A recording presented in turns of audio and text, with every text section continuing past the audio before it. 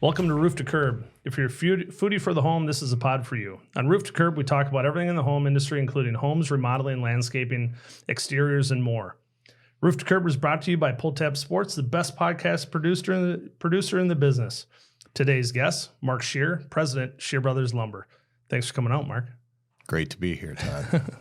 So we've been doing business for, I think if I look back on it, almost 18 years. Is that when you started? Yeah. Wow. Yeah. Might be even closer to 20, but 18 years. You were a young boy out of St. John's University and the west side of the Twin Cities. Well, I've been in the business for 30 years, so I wasn't that young. But yeah, no, I suppose mid-late 30s at the time. Yeah. So we've known each other for a little bit. We traveled a little bit together, which is great. It's been fun to watch your leadership and the rest of your families and your brothers and what you've done with Scherer Brothers Lumber and watching that company grow and make a really good impact in the industry. So from the industry to Scherer Brothers, we appreciate it.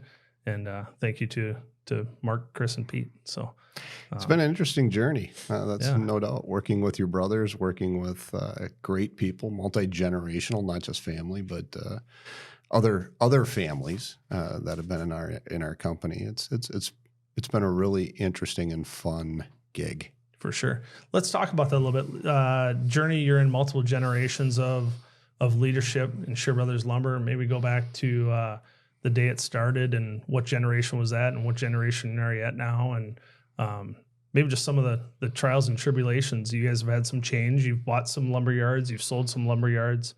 Maybe just talk about, what's gone on with that growth and where you're at today. Well, I think sold is overstated. We had to shut a few down during the recession. Sure.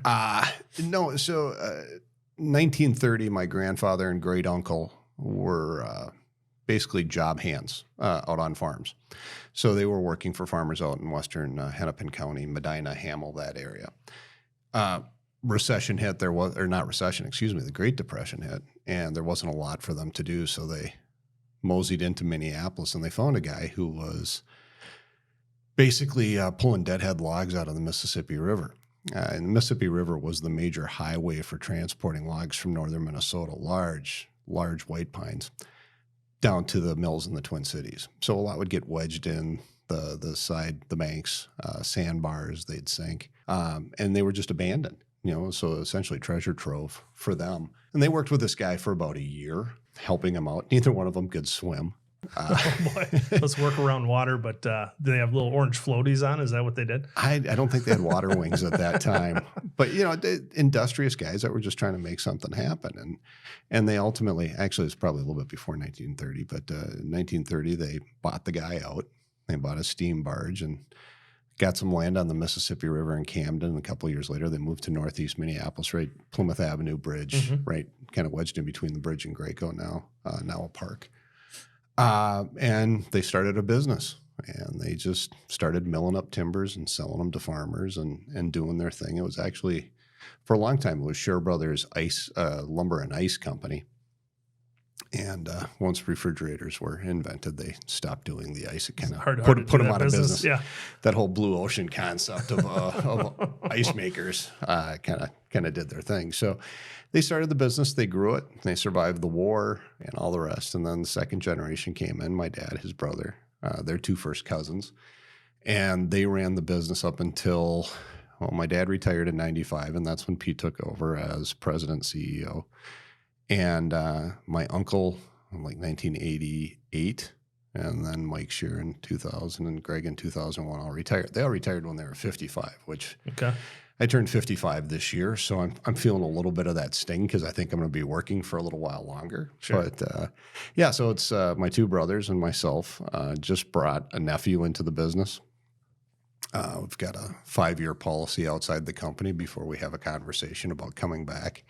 And, hopefully we'll have some other third generation participants in the business too. So, so I can retire someday. So where did, I think I know the answer to this, but Pete, Chris, and Mark, where did you guys spend your 5 years prior to coming back to Scherer Brothers Lumber?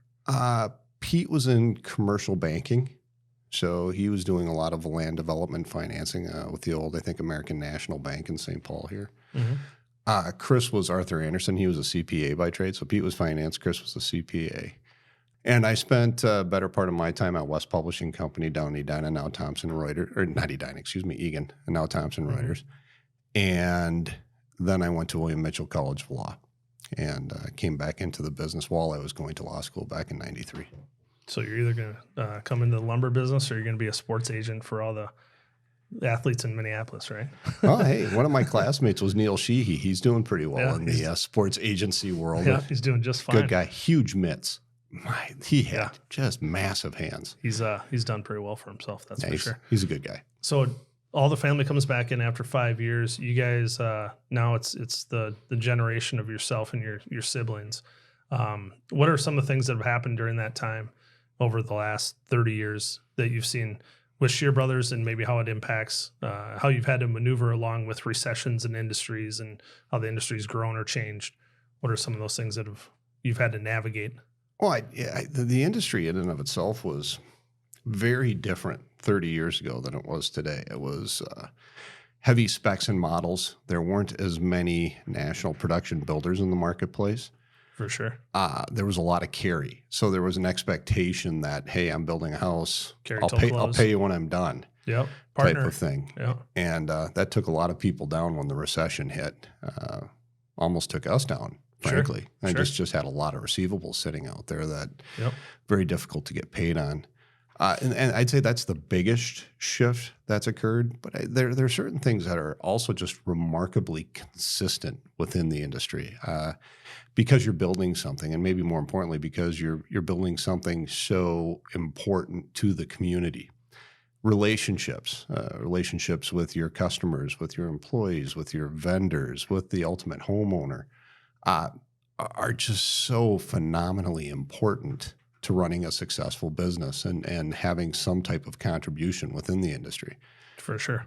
So, that's kind of been the fun part. And I think some of the leadership challenges that have come over the years when you start talking about changes of styles, how you deal with baby boomers, or maybe even a few greatest generations when I first came in, to baby boomers, to Gen X, Gen Z, Gen Y, Gen Z. Yeah. So on and so on. Yeah, you're kind of always morphing style. The greatest generation of baby boomers kind of like to be told what to do. Hey, here's the job. Here's how you do it. Yeah. Now it's, here's the problem. Figure it out. The more detail you provide in the solution, the less likely people are to engage. So you kind of got to morph your style and understand your audience whenever you're in that leadership capacity. Yeah, big time. And then the recession hits, right? Well, that was fun. That was fun. You went through that. And you guys. Side note. Yeah.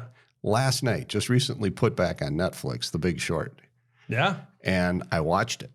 Yeah. I got to tell you, I had a little bit of PTSD. I bet. I mean, it's one of those things that I'll never forget the recession, but I think I repressed a lot of the specifics of the recession and the trauma and the heartache. And I mean, tough conversations, and I let 500 people go. Right. I mean, and I was there for a lot of it, and others in my family. And there were days where you'd wake up and say, "Is today the day?" Sure. You just didn't know. Yeah. And you're talking about going from 70 to 0 overnight, basically, when the market crashed. So I think we had a 90% drop in housing starts very quickly in the Twin Cities, and there was a lot of scrambling and just trying to figure out how to make it work one day at a time. So great segue, Mark. 90% drop in starts back in 08. Yeah. 07, 09. 07, 08, in that neighborhood. Somewhere in that time the market zone, right? crashed in with the spring of 08. Sure.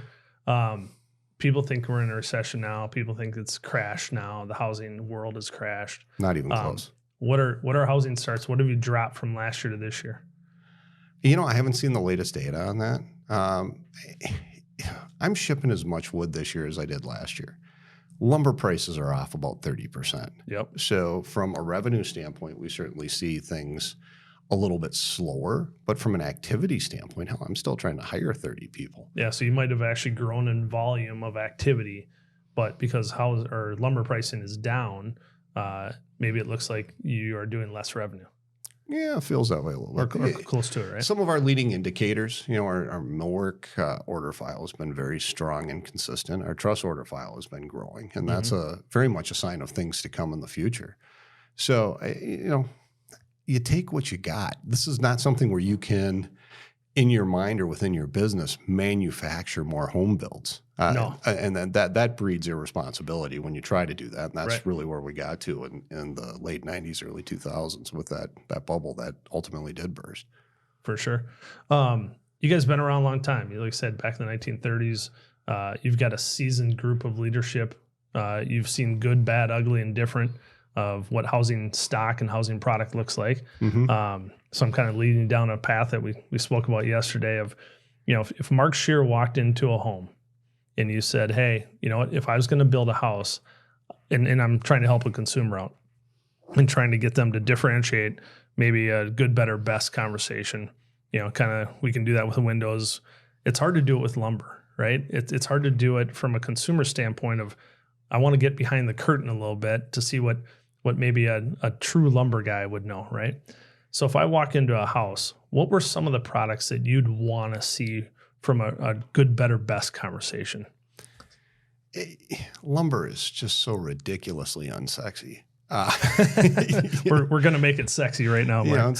How many people when they're buying a car get underneath and look at the tailpipe or the frame? Yeah, they get the difference is the consumer gets to see the sausage get made, right? Exactly. Yeah, exactly. So it's very, very different exercise. There are certain products that have really come on strong lately. Part of the lumber package, maybe a little bit more seen. LSL, which is. It's a laminated board. Think of it like OSB formed into a 2x4, and I'm oversimplifying this. No, please do. I think more simplifying is even better. And so it is. It's something that it's more expensive than a 2x4 of the same length. So same dimension. Yep, as same a 2x4. It's a framing product. 2x4, 2x6. You're seeing a lot more of it on tall walls. If you have vaulted ceilings or people are doing a feature room or your front entryway, your sport court, absolutely. Stairways, maybe. Yep, absolutely. Also in kitchens. Other places where you're going to have cabinetry bathrooms. Tile. Yeah. So you don't need to do the whole house in it.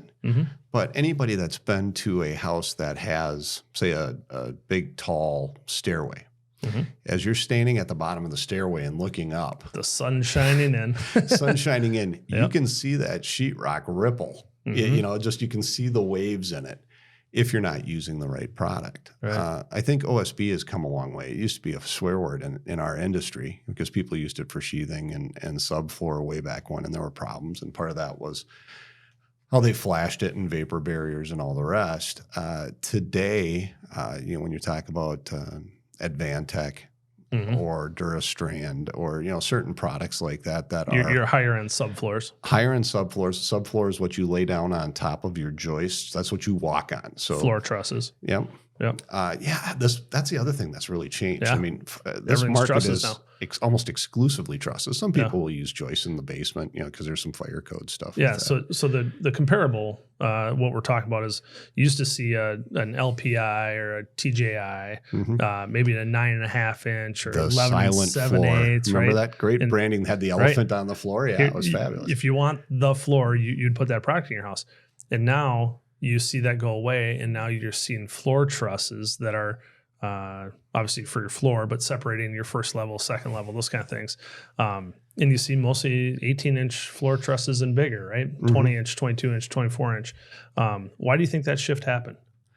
There was a lot of volatility in pricing on I-joists and then availability that came with it too. But, floor trusses are great because you can hide all your ductwork.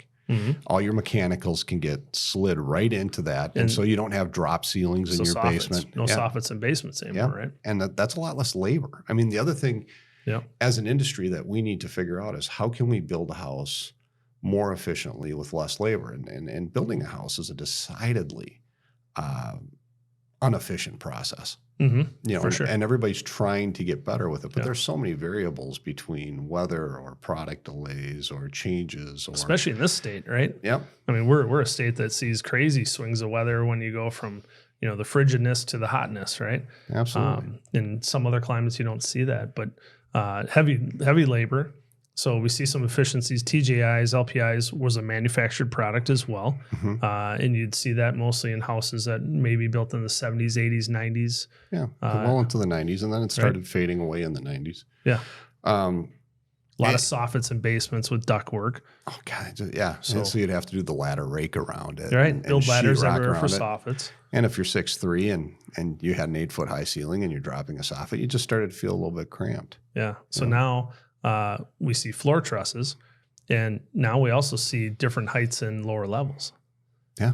So you're seeing a lot of 9-foot or 8'8" ceilings and basements just to give that feel. And then you couple that with some form of in-floor heating.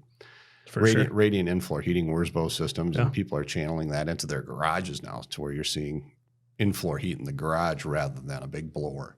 Kind of keep things warm, melt everything off the car.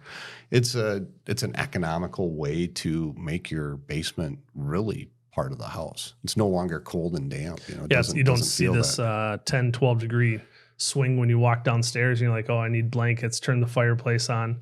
That people only use 6 times a year. People use their fireplaces that much. Well, that's the funny part. We're actually seeing a lot of homes that they're not forced to put fireplaces in lower levels, especially with zoning of HVAC systems, right? Mechanicals. Roof to Curb is sponsored by Will Anderson Insurance. I want you to try a quick exercise for me. Think of your insurance person. Okay. Can you picture them? It's probably some person from high school or the old neighborhood that you no longer keep in touch with. Insurance is too important for the status quo. Isn't it time you switch to one of the best? Will Anderson can help you with all of your home, auto, and commercial insurance needs. He'll give you a fair solution. He'll be there to pick up the phone when you need him most, and he'll explain a complicated business like he's reading a children's book. Reach out to Will Anderson, and we bet you he'll save money too. Call or text Will for a quote at 612-361-7283 or visit willandersonagency.com. Roof to Curb podcast sponsored by Duke Cannon. Don't trust your mutton chops and mustaches to just any brand. Duke Cannon Supply Company makes hardworking grooming products for hardworking guys, and their products will help you keep your facial hair in championship form. From their beard wash and balms to beard oil, they have your back and your face covered. Duke Cannon. Work harder. Smell better. Stock up on DukeCannon.com and use BEARD10 for 10% off your next order. Duke Cannon is an official partner of the Minnesota Wild. Going back to some of the products, so we got LSLs, we got subfloors have changed. Definitely, they've gotten way better from a technology standpoint, which reduces warranty calls. Wood floor systems, on flooring themselves go in much better, perform much better, expansion, contraction, those kind of things. In the LSL product, talking 2x4s, 2x6s, that doesn't move as much. Expand and contract is a dimensional piece of lumber. Doesn't move at all. Yeah. I mean, it is perfectly straight. Whereas, a 2x4 comes out of a tree. Yeah. And so there's going to be some crowning and cupping, and you got to make sure guys install them the right way. And not everything is perfect. And we're dealing with younger growth trees today than we were 30 years ago. Point. And so, they're just a little bit more volatile. They're all kiln dried, and we really try to focus on working with the better mills. We can buy wood cheaper elsewhere. Yeah. But getting more of the premium grade dimensional material is a big deal for our customer base because they don't want to be culling out bad boards across. They're just a lot of waste. Back to efficiencies. Right? Absolutely. Absolutely. Tons of efficiencies with LSL. Talk a little bit about, I walk through Menards or I walk through a big box retailer and, we've got the Home Depots and Lowe's and Menards and those kind of companies, but big box retailers that are these home centers, right? And is that the same product that I can get at a professional lumber yard such as Scherer Brothers Lumber, or is that a different product? Does it come from, India versus Taiwan or Canada versus, We're not talking Norway? stair parts. We're talking lumber now. Yeah. No, for the most part, it comes from the same places. A lot of times, again, we will basically we'll look at buying from higher quality mills where we have better experience on loss and shrink, based on the quality of the wood. The Home Depot buys a lot of appearance grade stuff, so it looks really nice. Sure. But again, there's different grades of wood. You got standard and better, 2 and better.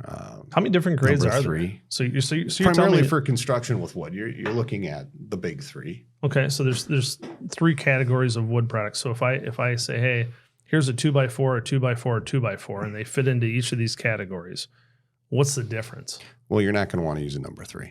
Okay. And some people will use it for plate stock. That you stand your 2x4s on top of that. Yep. Again, I think the relative gain on that is relatively minor. So not necessarily worth it. Most people, just use regular 2x4s or appearance grade, your premium grade. But it's still the same grade. It just looks better. Just would a dealer like yourselves, would you carry all 3 grades? We carry virtually no number 3. In fact, a lot of times people want number 3, we just ship out number 2. Okay. So you carry the in our good, better, best conversation, the better and the best. Yeah, for the most part. Okay. And again, and the nature of our business is we are custom home builders and remodelers. I mean, that's really 95% of our focus. For sure. We do commercial work too. But yeah, we try to stay kind of more in that custom home building process. That's where we excel. Sure. And back to those grades, is there a difference, like maybe a moisture content?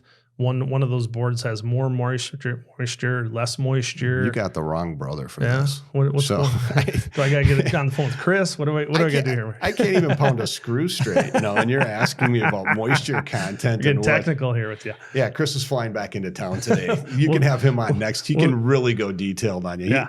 He'll actually tell you exactly what rail lines they'll deliver each type of product and out of which province in Canada is the best, right? Is Alberta versus Nova Scotia? He does a lot of eastern spruce out of Canada, out of Quebec. Sure. And then beautiful city, by the way. Oh yeah, absolutely. And there's plenty of wood up there. They've had fires this year like they've never had before.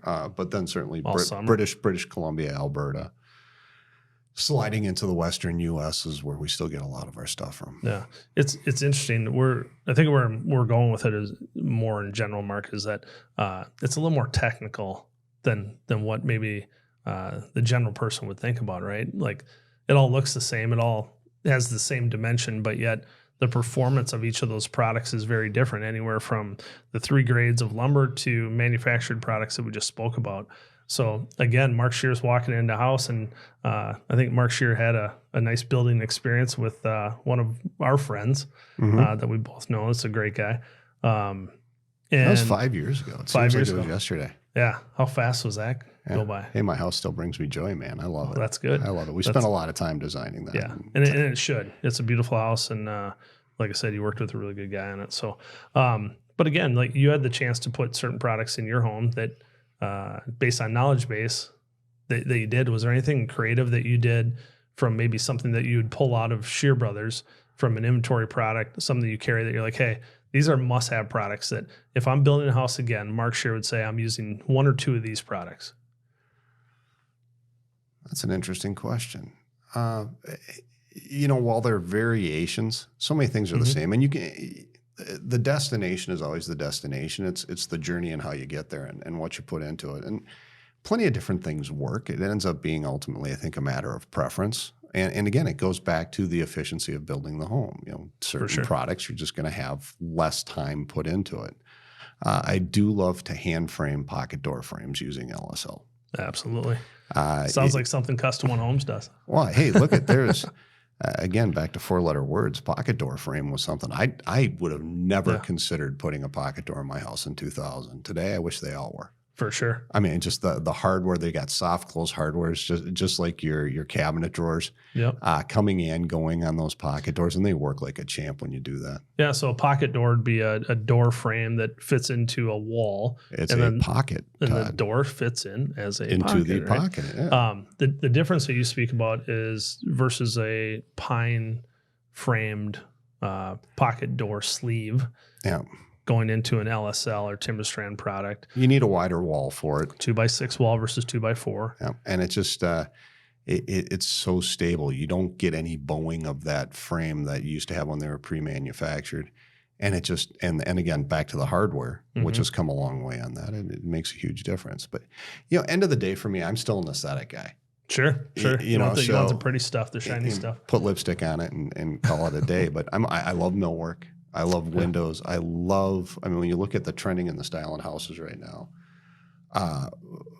just what designers, architects are doing with homes, you know, so they still have a very traditional feel to them, but they're open and they're clean and they're airy and there's a crisp whiteness to it, but also bigger millwork, bigger base, bigger casing, thicker, you know, just little things. I said, God, I saw a house here a few years ago that had 2-inch thick casing around all the frames. Oh, wow. I was just fabulous. Yeah. The detail that was on that. Another friend of ours.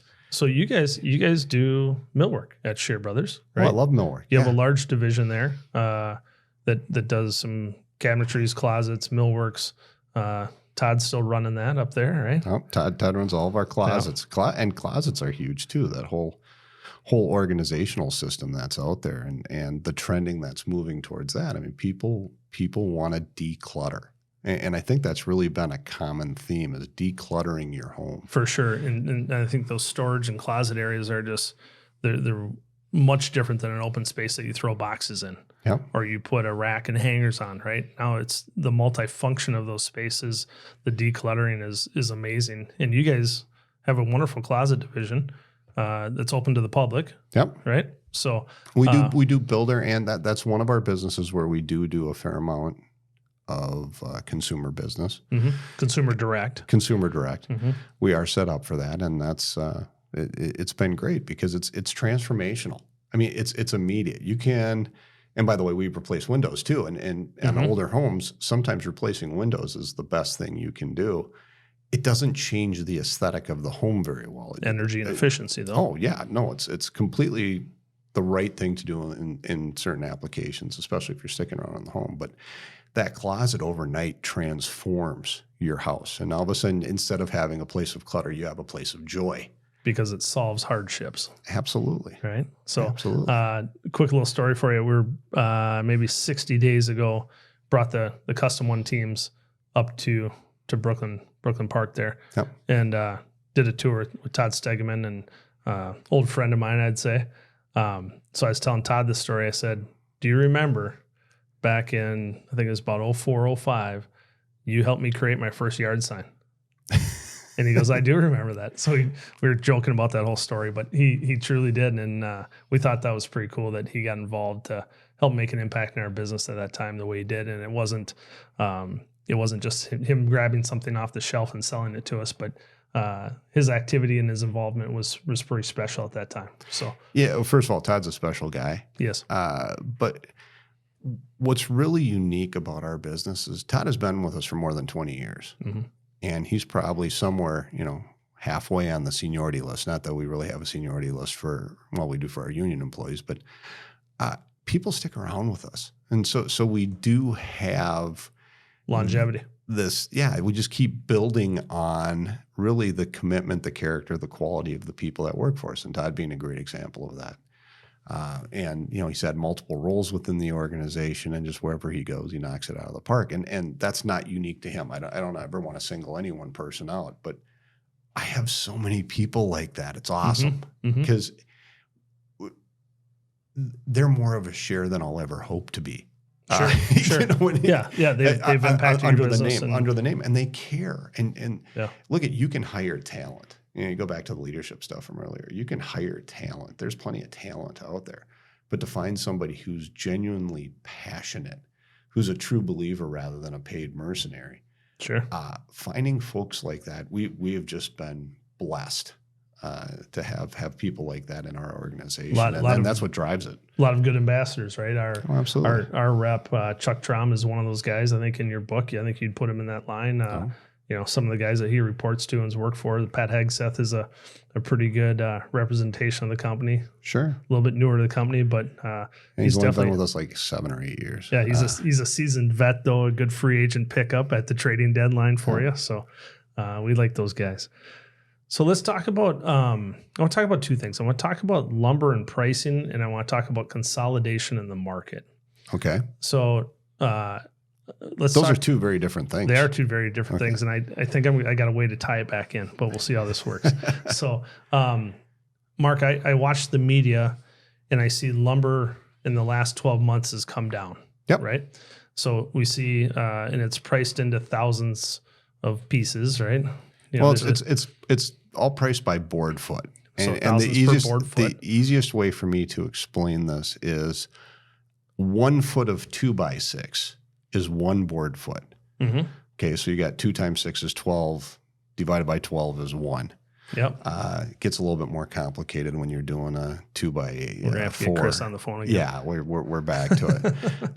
And then panel goods are done by square foot. Sure. So a 2x12, 1 foot of 2x12 would be 2 board feet. Sure. Yep. And 3 feet of 2x4 would be 2 board feet. So 2x4 by 3 divided by 12. That just and you do it by thousands of board feet. We're gonna have to get a whiteboard pretty soon. We're getting really complicated, but you know it is a commodity. Yep. It is a commodity, and we buy it as such. We have contracts, but then we also play with future and cashwood, and we try to supplement where we're going and keep a requisite amount of material on the ground, because the one thing my brother knows that would make a lot of people very unhappy is if we're ever out of 2x4s. Absolutely. So and correct me if I'm wrong. So you guys have inventory on the floor, on the ground at your lumber yards, right? A lot of inventory. So you have inventory. That was bought a while back. Oh yeah. Right? So that's bought at price X to sell at X when it hits the ground, right? Or X maybe plus minus. Well, what we do is we price off of kind of our average cost. Okay. And it's our average cost of what we have on the ground plus what we have coming in. So what that provides for us, and there's different ways to do a price model. When the market is going up, everybody loves that pricing structure.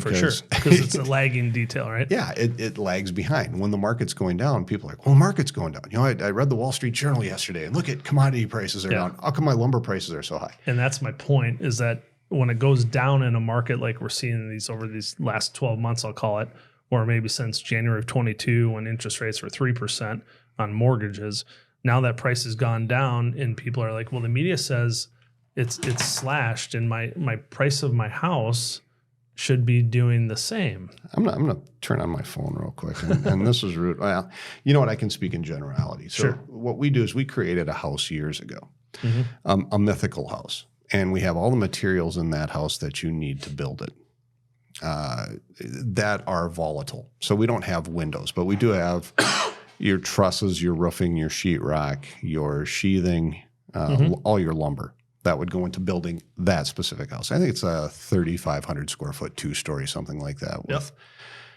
9-foot ceilings in the basement and 10 foot on the main floor and 8 foot upstairs. Because again, there's pricing differential between a 8-foot 2x4 and a 12-foot 2x4 on a price per thousand, because depending on availability and demand, I mean, you can see variations within that. But the house index year over year has come down dramatically. And I don't have the exact numbers in front of me. I think it's almost 30%.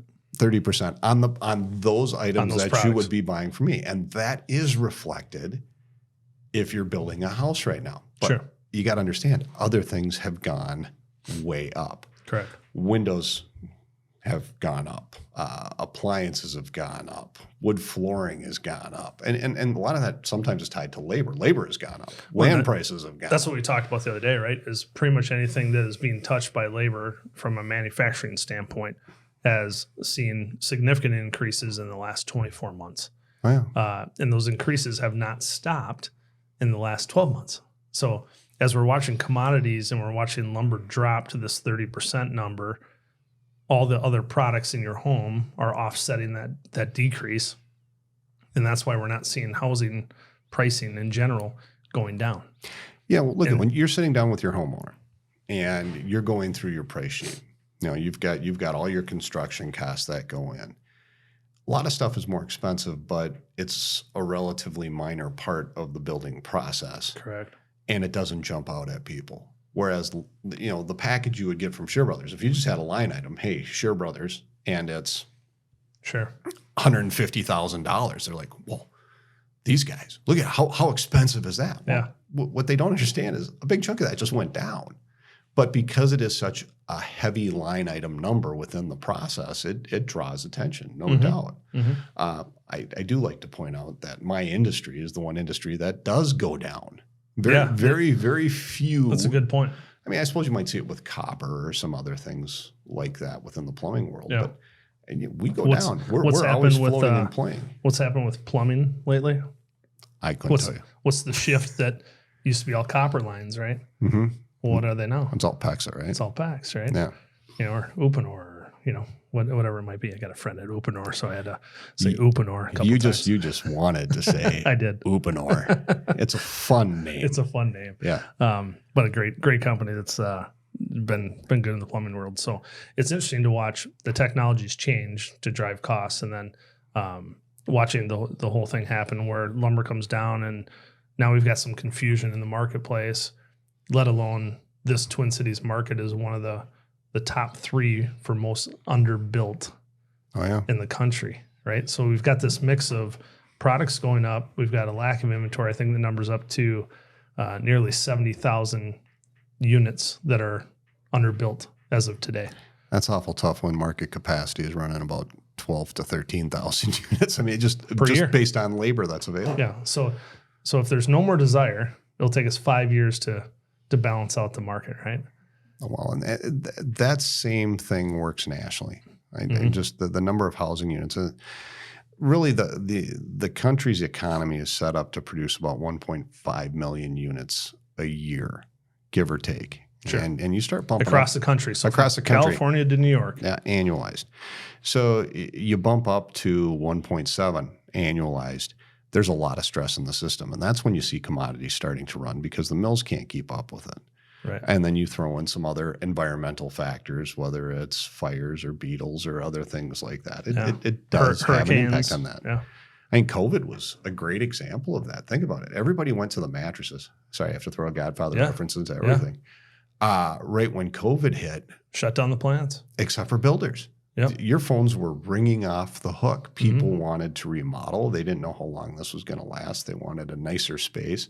They were building Didn't homes. like their space because they didn't use it the same way. Yeah. Yeah. They needed 2 offices instead of 1 or 1 instead of 2. Kids are doing education in the home more. Yeah. And they wanted those amenities too to kind of stay active. So the home gyms, the workout areas, sport courts. Yeah, places where they could go and live life without ever leaving their house. It's hard to golf in Minnesota in February. Oh, golf simulators are crazy. It's amazing how many golf simulators I see out there. I don't have one because I don't play anymore, and I'm much happier. Pools went on a run. Boats went on a run. It's pretty crazy. Couldn't get pool pumps for a long time. I mean, just shortages. Well, it's like chips in cars, right? So, so tying it back, we talked about pricing and how that works, and trying to get an insight behind the curtain at a lumber provider and a dealer, right? I think, Mark, the conspiracy theorist says, I think there's 2 guys that sit up in an ice fishing house in Canada, and they sit and they've bought all the mills, right?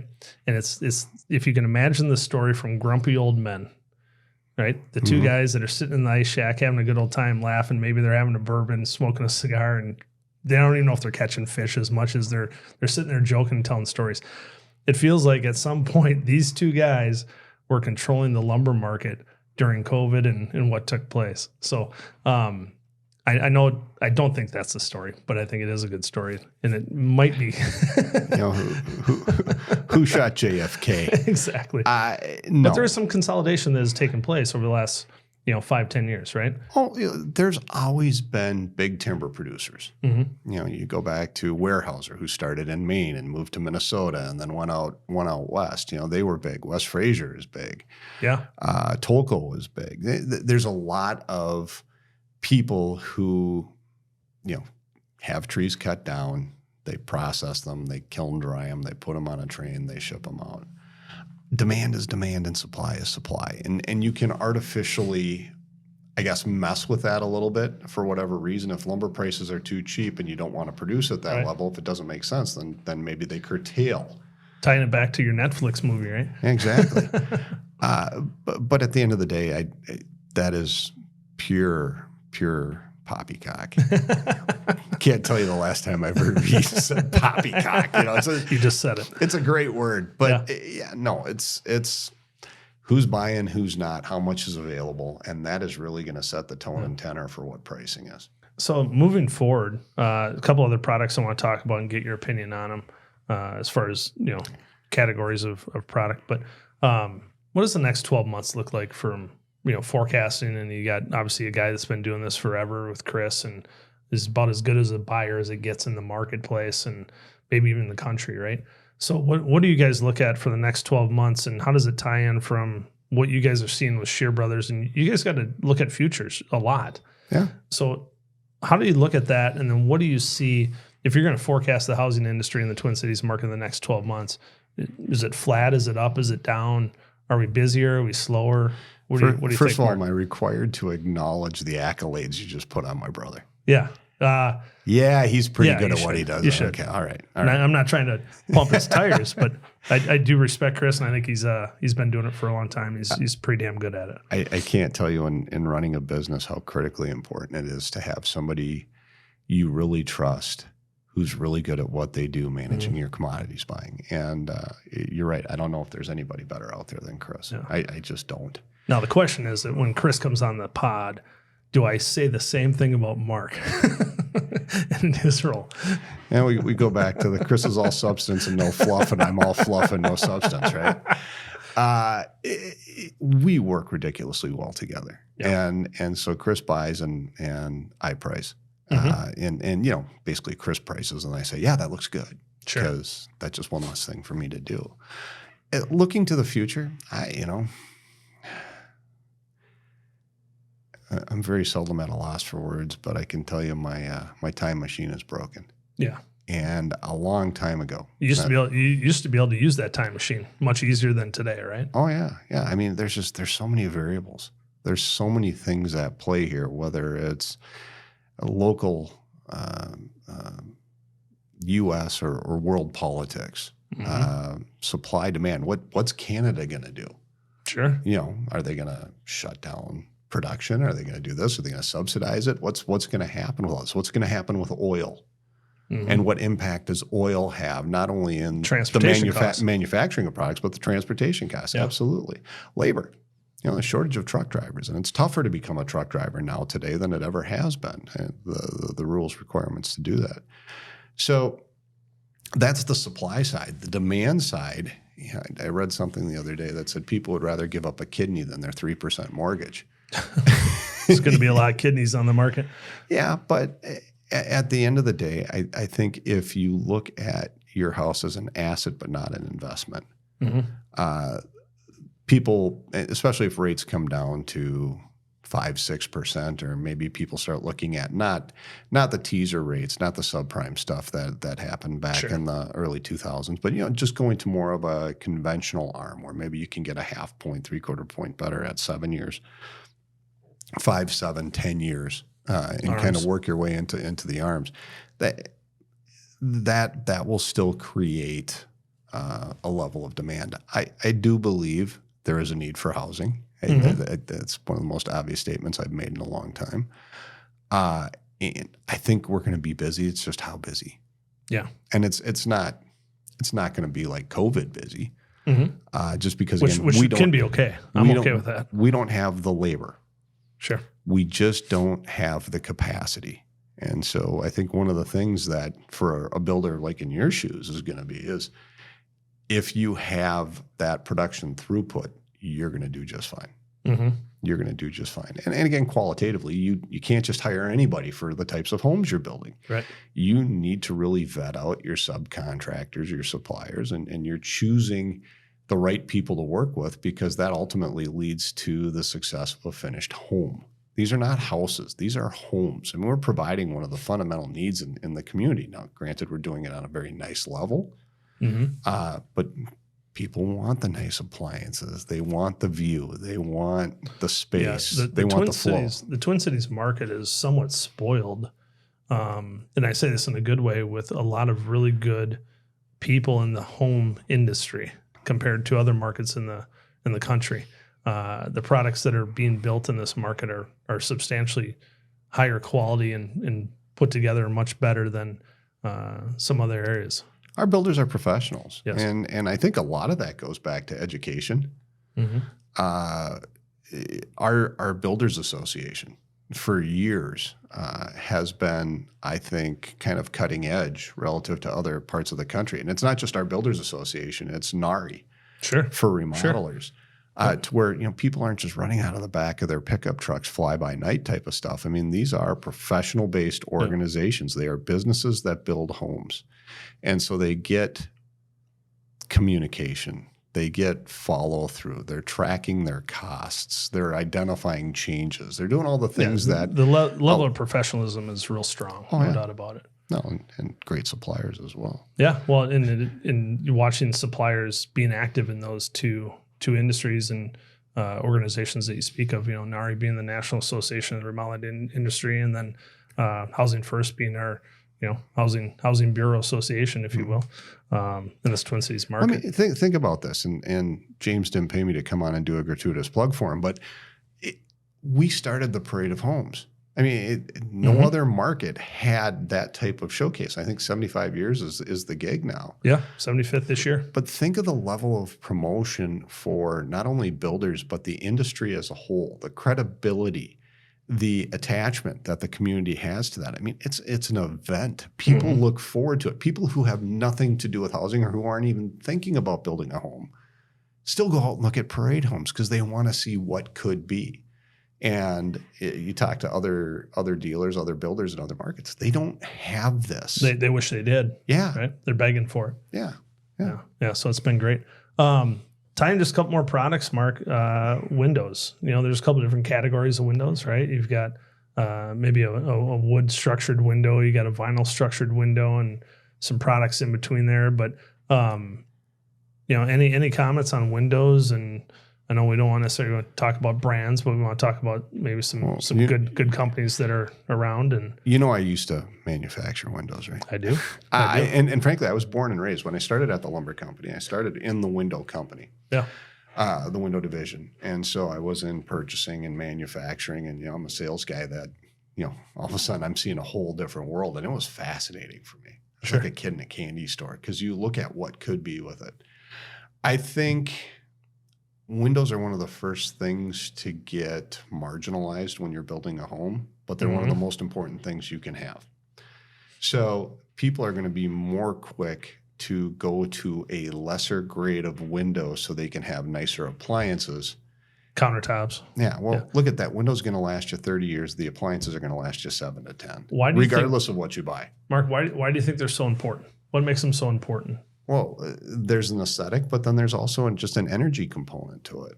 And I don't want to say they're structural, but I think aside from the millwork, when you look at a house, when you're visiting somebody's home, okay, which is always a great way to look at it. And when people come to my house, what do they notice?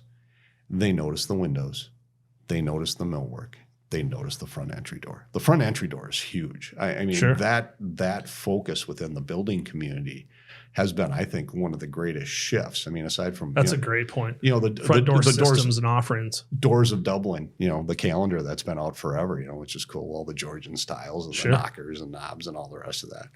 But that front door just pops. It is a statement piece when you're going to anyone's home. It's your invitation, right? It's Absolutely. Your invitation to your home. Is like, is it appealing? Is it attractive? Do I want to walk through that door? Do I not want to walk through the door? Exactly. You know, what's on that door system? So, but yes, there are higher quality of windows. Some I sell, some I don't. You know, and we'll leave it at that. There's also, you know, more price point type of stuff. And look, I'm not going to begrudge anybody. If you're trying to build a home and you're trying to do it at the right price for you that you can afford, I think there is, it's like, remember, God, The Sound of Music, not the movie, but the store, which ultimately turned into Best Buy. Yeah. Yep. You know, you could go in and buy a stereo package. We're going back now. We're going way back here. Right? So Best Buy, you're going, hey, I want a stereo. I want a hi-fi. Okay. Sure. Well, you could buy the individual components and you could do this sucker up really well. So it costs you $3,000. Or here's the package deal for $1,000. Right. You got to figure out what your price point is. And then you should build your house consistently and commensurately with kind of that price point. Or those products that fit into those price points. Correct. Right? So where it doesn't make sense to me is, okay, I'm going to build $1.5 million house. So that's a tier, right? Mm-hmm. But I'm going to put vinyl windows in because I want to crank up this instead Steam of shower. I want to buy imported Italian white subway tile instead of buying normal white subway tile that's, $40 a foot instead of $9 a foot. Sure. That doesn't make sense to me. Mm-hmm. Okay. It doesn't align. Yeah. Correct. So when you're building that style of house, you should have, and I'll say it, you should have a Marvin made to order, kind of the ultimate line, signature line now is the name, or an Anderson 400, or even a Pella. I got to say Pella. Whoa. I got to say Pella too. I mean, look at it, those are the big three. I mean, it's BMW, Audi, and Mercedes. Yep. It is, but that's what should go in that size of house. For sure. Now, if you're building a 700,000 foot house, or not 700,000, that'd be a big house. That's a big house. $700,000 house. You know what? It might make sense to go with a vinyl clad window. Mm-hmm. And by the way, all three of those companies have lines that fit that price point as well. But then there's also all sorts of other off brands that do exist. And I think that's the one thing that I see. I don't want to call it a hypocrisy. It's an inconsistency. Because you look at a house at this price, it should have certain products in it. Yeah. And even in the vinyl lines, there's good, better, and best as well. Correct. Right? There's some like, holy cow, that I don't know how long that's going to last, to that's better, to no, that's actually, for a vinyl product, that is a really good product. Yeah, it used to be that this market had starter homes. Yeah. I mean, it's really tough for me to look at a $500,000 house and say that's a starter home. Well, and that's what it is in the Twin Cities market. We disclosed that on one of our previous episodes with James Wagley, executive director, CEO you had of James Housing on First. Before me? Yeah, he did. He was the number one guy. He was the pod, but he is the man. He was, and we were actually down that education platform of the average new construction home in the Twin Cities market. 540,000. That crazy. So to your point, Mark, like your 540, we got an affordability issue in the Twin Cities market at sure. 7%, which or historically, right now. Yeah. I'm the broken record. I'm like everybody else. 7% historically, still not a bad rate. But when you're used to 3.5, yep. And that's kind of what everything was predicated on when you were looking 3 years ago, say, okay, 3 years, we're going to have enough money to build our house. Well, now you can't. Yeah. Well, I'll do the quick math, right? 3% on a 540, $1,500 a month, 7% on a 540, $3,500. Yeah. And the number's off a little bit, but you get the gist. And now we're paying 3 times as much. We have an affordability issue that needs to get solved. We got an inventory issue that needs to get solved. And I'm not sure how we do that when house prices continue to go up. And even in a market where we're seeing some products that are going into the home are declining, it's a short period of window, and nothing else is decreasing. So, my time machine says housing is going to get more expensive. Mortgage rates are going to come down. I would not hesitate buying a home today. I know that. Yeah. Well, in other countries, they have 40, 50-year mortgages. We do ours on a 30-year AM. Right. Do we start looking at different products out there to help people? There's generational homes too. Yeah, which we're seeing a lot of that. We're seeing it, the generational side coming on the renovation business as well. We're doing a lot of mother-in-law suites, or father-in-law suites, or all the families are coming together. So it's been interesting. The one thing when we designed our house, and I was adamant about this, is my success in life is really predicated upon my kids getting out of my basement. Sure. That is just not. So you didn't finish it, huh? I did, and I have a couple bedrooms, but nobody's living there except for one college student, and that's only for the summer months. There you go. And teach their own. I mean, but you might see more of that. I think we are. I mean, the decks and porches and lower levels that are automatically finished in the past, I think those will start going away, and we'll get back to an equity position for the consumer to say, hey, I'm going to do that later. And it's how I can get into the space that I need to get into. No, and people have to do what they can afford. And the tough part for me in all of that, though, is ultimately that is such cheap space. The attic space above the garage. Yes. the basement finish, if you look at what that does on a cost per foot basis to a home, whether it's a 2-story or a rambler. Pretty efficient cost per foot. Oh, absolutely. And people don't factor in the hassle factor in all of that. So, sheetrock dust everywhere is just the nastiest thing on earth. And so doing that remodel, I've done one remodel in my life, and God bless remodelers. Because I lived through, I literally lived in the home while we did it. Yeah. And retrospectively, I should have moved out. Sure. I should have. Well, Mark, anything else you'd like to state or disclose or share with the rest of the consumers industry? I'm a little disappointed. Yeah? Oh, yeah. Does this tie back to the Chris Scherer comment? No. Again, and unique on so many levels. And it's not just Chris, Pete, and me. Cousin John is in the business too and runs our HR. We work so remarkably well together. People say, God, how do you work with your brothers? And it's like, it's great. It is, just because we all have our own sandboxes to play in. And every once in a while we say, hey, bring your trucks over to my sandbox and let's share a little bit. But otherwise, we do our own thing and work collectively. No, the where I'm disappointed is you title this, curb to roof, roof to curb. Mm-hmm. And it's for foodies of home building. I know where you're going. So honestly, I thought I was coming in and we were going to talk about food. And, we still have time. I am a foodie. And I thought maybe we'd be sharing recipes or talking about restaurants or doing whatever. And here all it is we're talking about construction and lumber and just really super unappealing types of things. All right. Well, let's talk appealing.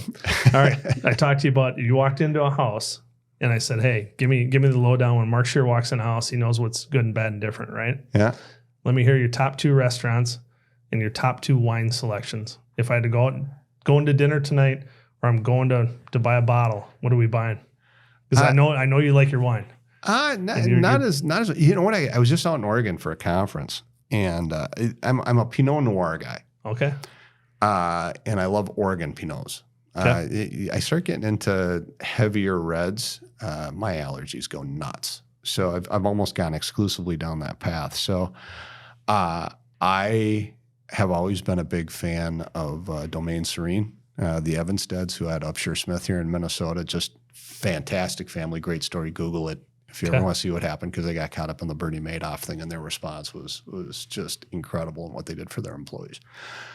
So I love their Pinot Noir, Domaine Serene, the Evanstead brand. There's another one. I always forget the name of that. But and then I had another one, white Pinot. Okay. Now I'm not talking Pinot Grigio. I'm talking a white Pinot Noir. Okay. And I had one out there called Rocco. And so what they do is they take the skin, or they crush the grapes, but they don't let the skins interact. And the skins are what give the wine its color, also its longevity. So you can age a wine a lot longer when it's red than when it's white. But this white Pinot was, and I'm not a big white wine guy. It's still technically a red wine. Yeah, you don't come across as you love the sweets. Yeah, no, but especially if you're going heavy reds, right? Yeah, it was just fabulous, As far as going out to eat, I'm big on McDonald's and. No, you're not. No, you're not. No, you know what's funny is we don't go out to eat much anymore. Sure. You got your little local haunts. I live out west side of town, so like popping over to Sixth Smith or Boulevard or whatever. But to do the true foodie stuff, I don't go downtown a whole heck of a lot anymore. Yeah.